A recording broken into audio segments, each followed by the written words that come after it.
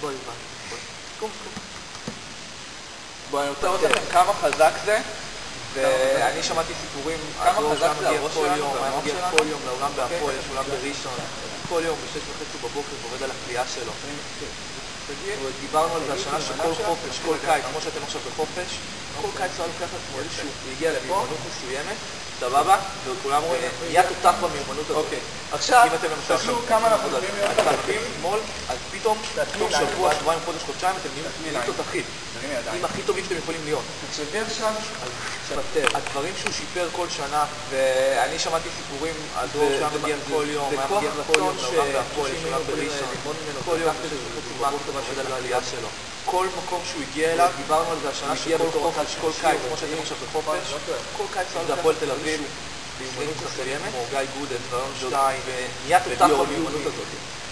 הוא היה כאילו, הביאו אותו שיהיה להם הספסל, כל שנה, תוך שבוע, שבועיים, חודשיים, שנה הוא נהפך להיות הרכז הראשון, או שהוא היה יותר משמעותי מהרכזים הראשונים, זה לא משנה. הדברים שהוא שיפר כל שנה, רכז זר, ועוד פעם, הוא עקף אותו.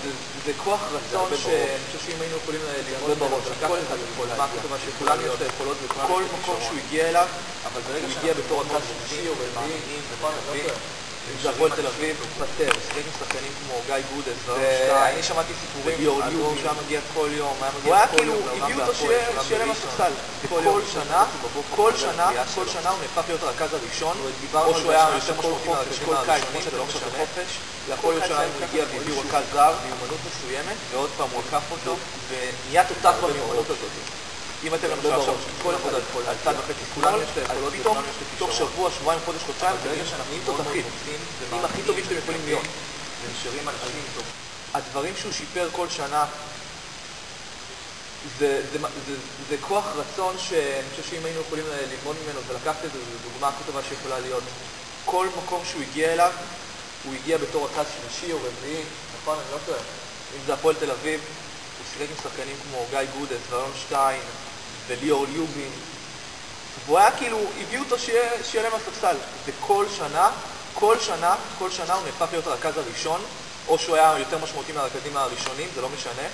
להפועל ירושלים הוא הגיע והביאו רכז זר, ועוד פעם הוא עקף אותו, וזה הרבה בראש. כי כל אחד יכול להגיע, לכולנו יש את היכולות ולכולנו יש את הכישרון.